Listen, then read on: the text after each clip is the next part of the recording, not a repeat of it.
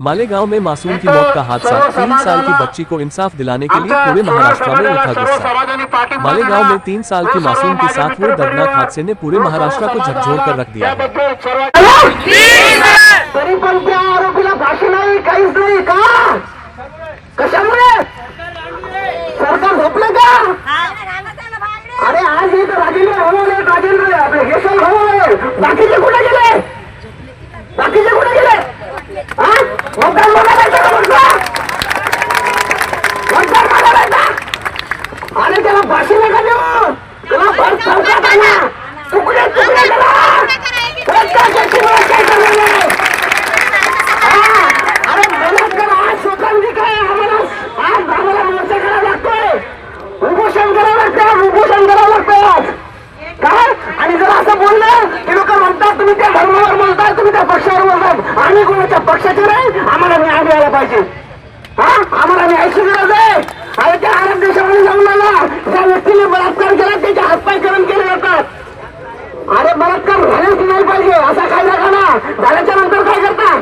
कोर्टामध्ये हजारो फाईल पडलेले आहेत, अजून न्याय नाहीये. न्याय मिळाला पाहिजे, फाशी नाही पाहिजे, वर चौकात पाहिजे, ते तुकडे तुकडे पाहिजे. बस संकट आमच्यावर नाही येणार का? याची खात्री आम्हाला कोण देणार? कोण याची खात्री आम्हाला कोण पटवून देणार? हा महाराष्ट्र बलात्कार सरकार काय करणार आहे? आतापर्यंत बलात्काराला बळी पडलेल्या कोणत्याच मुलीला न्याय नाही मिळालेला. हा महाराष्ट्र माझा महाराजांचा मानला जातो आणि त्याच महाराष्ट्रामध्ये त्यांच्या मुली सुरक्षित नाहीये. असं का बरं? लग्नाला न्याय मिळालाच पाहिजे आणि तो न्याय जर पोलिसांना देता येणार नसेल तर त्यांनी त्या नराधमांना आमच्या स्वाधीन करावं. शिवाजी महाराजांच्या महाराष्ट्रामध्ये प्रत्येक स्त्रीचा आदर केला जायचा. त्या स्त्रीच्या अन्यायासाठी, त्या स्त्रीच्या हक्कासाठी आज आपल्याला सगळ्यांना लढावं लागतंय. याच्यापेक्षा मोठी शोकांतिका नाहीये. आणि मी सगळ्या समाजातर्फे सरकारलाही एकच विनंती करेन की जे नाबालिकांवरती होणारे जे अत्याचार आहे, जो अन्याय होतोय त्याच्यासाठी कठोरात कठोर असा कायदा काढावा. कारण कुणा नराधमाची एवढी हिंमत विनंती करते की आता डोळे उघडण्याची वेळ आहे. कारण आपण या महाराष्ट्राला माझा महाराष्ट्र महान किंवा आपण बोलताना बोलतो की जय महाराष्ट्र, म्हणून जय महाराष्ट्र जी पदवी आहे ती आपण तेव्हाच म्हणू शकतो जेव्हा एका स्त्रीला, एका मुलीला न्याय मिळेल. म्हणून पुनश्च एकदा तुम्ही रस्त्यावर महाराष्ट्रातून पूर्ण समाज त्या चिमुकल्या यज्ञावर झालेल्या अन्यायावर कायदेशीर करण्याकरता आक्रोश मोर्चामध्ये सहभागी झालो. मी तुमच्या शब्दाचे आभार मानतो.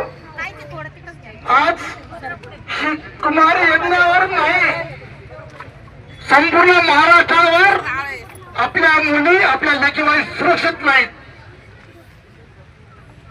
पुष्कळ आज नांदेडला घटना घडतात, मराठवाडा तुझे म्हणतात, त्याचा निषेध करण्याकरता मी प्रशासनाला एवढी विनंती करेन, त्या चिमुकलीला तर न्याय मिळालाच पाहिजे, त्या हरामखोराला तर फाशी झालीच पाहिजे, पण असा कठोर कायदा निघाला पाहिजे कोणी हरामखोर अशा प्रवर हात टाकणार नाही.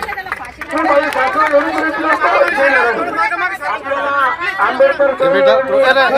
बच्चे बेटा हाथ थोड़ा आराम से. समाजाचे नेतृत्व विधानावर हे 2 मिनिटं बोलणार आहे.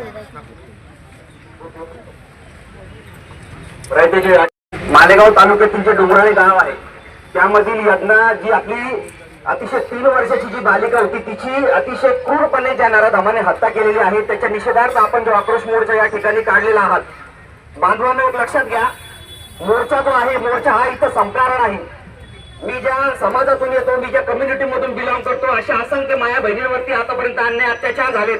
रस्त्यावरची लढाई तर आपण लढतोच, परंतु जोपर्यंत प्रशासनाला आपण धारेवर धरणार नाही तोपर्यंत त्या माय माऊलीला या ठिकाणी न्याय मिळणार नाही.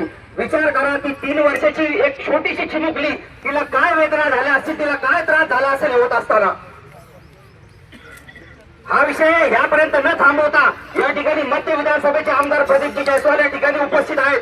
साहेब, या ठिकाणी तुम्ही येऊन पाठिंबा दिलेला आहे, परंतु तुमची महत्वाची जबाबदारी त्या सभागृहामध्ये आहे. त्या सभागृहामध्ये मुख्यमंत्री बसतो, उपमुख्यमंत्री बसतो, या राज्याचे मंत्रिमंडळ बसतं, त्या ठिकाणी तुम्ही सभागृहात आणून सोडा. जोपर्यंत सभागृहाच्या आणि माननीय मुख्यमंत्र्याच्या निदर्शनाशी बाब येणार नाही तोपर्यंत सरकार याला गांभीर्याने घेणार नाही. हे प्रकरण फास्ट ट्रॅक कोर्टात चाललं पाहिजे, तात्काळ त्या आरोपीला फाशी व्हायला पाहिजे ही मागणी आपली आहे. परंतु यानंतर सरकारने अशी देखील पावलं उचलायला पाहिजे की अशा प्रकारचे जे कृत्य आहेत, ही प्रवृत्ती आहे, ही एका समाजापुरती मर्यादित नाहीत. या प्रवृत्तीला जोपर्यंत आपण ठेचत नाही तोपर्यंत आपण शांत बसणार नाही अशा संदेश या मोर्चातून जायला पाहिजे. आणि सगळ्या समाज बांधवांना या ठिकाणी विनंती करतो, ज्या कुटुंबावरती अन्याय अत्याचार झालेला आहे ते कुटुंब याच्यानंतर एक तर पळता कामा नये याची काळजी देखील तुम्हाला घ्यावी लागेल. ही लढाई इथपर्यंत मर्यादित राहत नाही. आपण मोर्चे काढले त्या जोपर्यंत त्या चिमुरडीला न्याय मिळत नाही तोपर्यंत आंबेडकरी चळवळ तुमच्या पाठीशी उभी आहे. या ठिकाणी असा शब्द आंबेडकरी चळवळीच्या वतीने मी देतो आणि तुमच्या सोबत आम्ही खांद्याला खांदा लावून या ठिकाणी लढू अशी ग्वाही तुम्हाला देतो. धन्यवाद. थांबतो.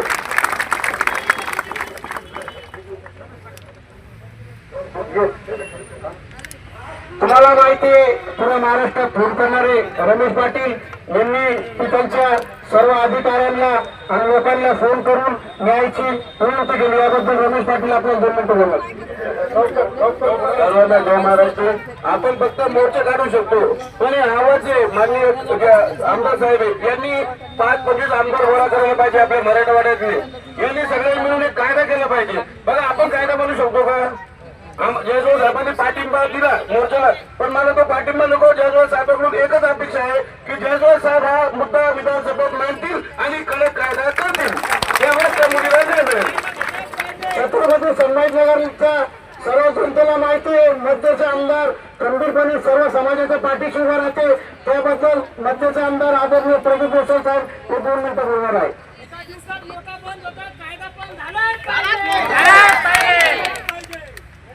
मालेगाव जिल्ह्यातील कुमारी यज्ञावर जो अत्याचार झाला त्यासाठी आपण या ठिकाणी सर्वजण, सर्व समाजाचे, सर्व पक्षाचे या ठिकाणी लोक आले आणि सर्वात पहिले या ठिकाणी त्या ठिकाणी भागातील मी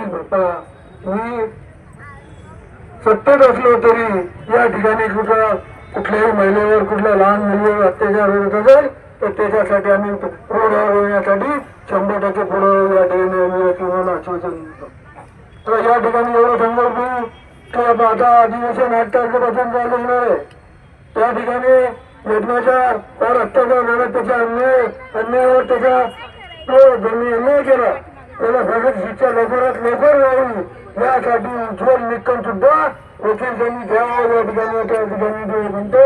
आणि या ठिकाणी माझ्या शहराच्या नाही, महाराष्ट्रातील सर्व माझ्या बहिणी, माता, भगिनी आणि सर्व भावांना सांगतो, पक्षाचा विचार करत नाही. कारण की एखाद्या महिलेचं असं होत असेल, त्या लहान मुलीवर अत्याचार होत असेल, अशा वेळेस त्यांना पोलीसमध्ये कंप्लेंट देण्याचा पहिले त्याच्या अगोदर हातपाय तोडून टाका आणि नंतर आपण बोलूया काय करायचं तर बघू. काय होत नाही, काय करणारा पोलीस पण काय करू शकत नाही, कारण की शेवटी त्यांचं कर्तव्य त्यांनी करायला पाहिजे. आज चालता रिक्षावर, चालता तुमच्या गाडीवर त्या ठिकाणी फुटून येतात. अशा वेळेस आपण चूक घेतलं तर मला वाटतं महिलांचं छोटासा रंग काम आहे. पार्टी चप्पल काढा, खाली करून वाजा. तुम्हाला कोणी हात लावायचा प्रयत्न केला तर या शहराला नव्हतं 1987ची आठवण आम्हाला करून देऊ नये. ती झाली तर मला वाटत नाही या शहरामध्ये काय होईल, म्हणून चिंता करू नका. मी कुमारी नदीवर झालेला अत्याचार आहे त्याला मी 100% आपल्या मंत्रालयामध्ये त्या ठिकाणी समोर उपोषणावर बसून त्याचा न्याय मिळवण्यासाठी 100% प्रयत्न या ठिकाणी करणार आहे. धन्यवाद. एका लहान बालिकेवर झालेल्या अन्यायाच्या विरोधामध्ये तिला न्याय मिळवून देण्यासाठी आणि आरोपीला फाशीची शिक्षा हवी यासाठी एकत्र जमलेलो आहोत.